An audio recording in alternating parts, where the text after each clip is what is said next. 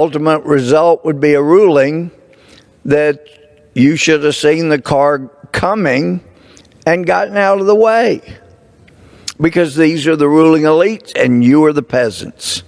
Great socialist utopia.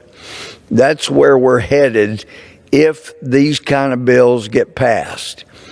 If you can't get rid of the Second Amendment, their strategy that we lived through hours of yesterday, bankrupt the gun manufacturers, and then we'll be on our way. And that way, only the ruling elite will have security forces with guns, and everybody else will either walk or take the mass transportation. The ruling elite gets the private jets.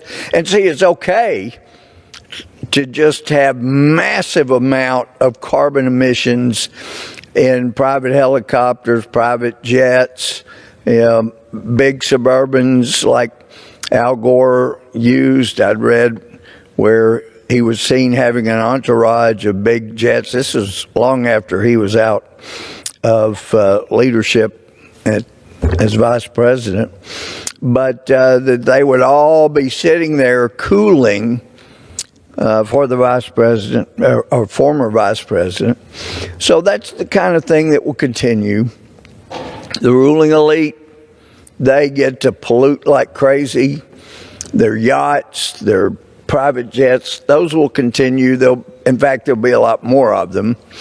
And that's, you see people like the Biden family or Hunter Biden that's gotten close to oligarchs in Russia, in Ukraine, and made money off the Chinese Communist Party because they're in charge in China, let's face it. But isn't it interesting that if you look at the policies and the things that this administration has done, who's benefited? Yeah, they talk a lot of trash about Russia, but at the same time, by President Biden basically going to war with energy companies in the U.S., he has so driven up the price of oil and natural gas that Russia's been able to fund their invasion of and war with Ukraine. And then we got $13 billion passed in this House, then another $40 billion. I voted for the 13. I didn't vote for the 40 because it didn't appear to me there was enough restraint on what President Biden could do with the money. And, it made big headlines in the last few weeks when Biden administration announced, we're going to provide $820 million to Ukraine. Well, you have $53 billion to work with, and you're trickling out $820 million while Russia is making big advances in Ukraine. For heaven's sake, that was one of the reasons I didn't vote for the $40 billion, because I figured that the Biden administration would find other things to do with it. Apparently, they want to have a lot more sex change surgeries in the military. They cost a lot of money. They don't cost $40 billion if you had sex change for everybody in the military. And by the way, that does put our military members in a category where they're not able to be utilized for military services. Last I saw, they stayed in that category where you couldn't deploy them until such time as a psychiatrist could certify that they were comfortable in their new gender. Amazing. No wonder we're losing respect around the world when we're not spending defense money on defense. We're spending it on social experimentation. So we see these bills coming. We see what's happening. All you have to do is look from a historical perspective. The discussion about, the gasoline is actually cheaper now than it was at the end of the Bush administration. My gosh, we just went through TARP being passed, $700 billion. Well, yeah, that's going to cause some inflation. And then along came the Obama administration, Obama-Biden, and they got another $900 billion on top of having a majority of the $700 billion still to spend. They were throwing money at things right and left that would help them get reelected. And so I wouldn't be bragging about a whole lot. In fact, I'd seen an article indicating that during the 8 years of the Obama-Biden administration, the average black household in America during Obama-Biden 8 years, the average black household lost 30% of their net worth, which really helped bring a great deal of light and emphasis on candidate Donald Trump's question to a large black audience: what do you got to lose by voting for me? What do you got to lose? You just lost 30% of your net worth under the Democrats. And lo and behold, the average gained net worth under the 4 years of President Trump. So people, I think, are starting to look at those kind of numbers again, and I think it's important to do so. So back to our hearing yesterday, they kept saying that gun manufacturers were given immunity like nobody else in America. And it was my honor to get to illuminate that issue for those that hadn't thought through what they were saying and didn't realize that it was not true.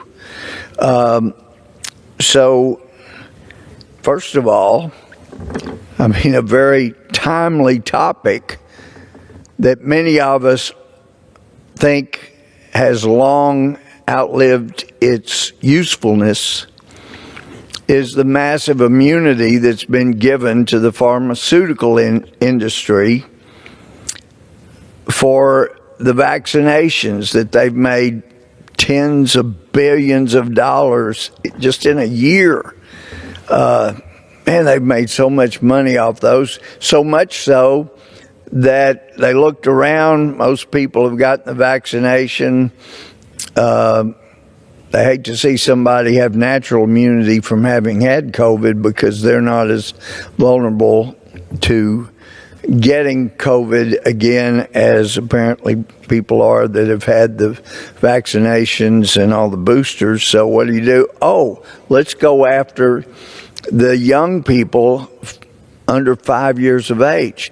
These are people that statistically, you would say, they don't even have a statistical chance of getting COVID and passing away. They were the least vulnerable among us when it comes to COVID. And that's who they want to give a jab to and boosters, even though we're seeing more and more indications that immunity ends up being compromised in many people who get the boosters, that it doesn't seem to help with immunity to new strains of COVID. And Democrats were more than thrilled, it seems, to give them all kinds of immunity. When I saw the huge unfolded warnings that come with the vaccination, I said to the pharmacist, where are all the warnings? They know about a lot of things that go wrong with these. We know about it from the VAERS reports of so many things that have gone wrong, starting with blood clots and going from there. He said, no, it says up there, it's because it's emergency use authorization. Not only do they have complete immunity to any lawsuit for damages, for deaths they cause, they don't even have to warn you of all the damages that they know can result from the vaccinations or the boosters. Don't even have to warn you. So my friends in judiciary yesterday, because they kept saying, nobody else gets this kind of immunity, they just weren't aware. Because, I know the rules. We're here in the House of Representatives. You can't attribute intentionally lying to anybody.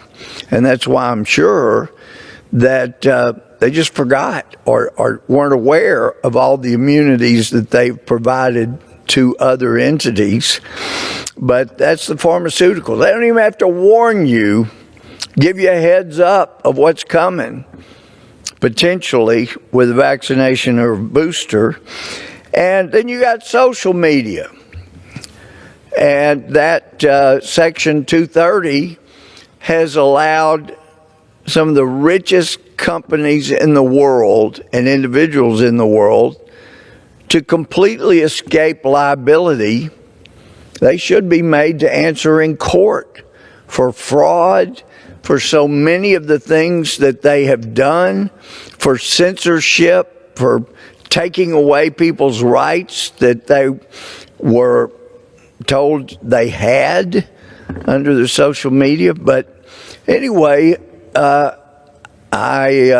even though I know that my Democrat friends were not talking about Section 230 immunity, there it is.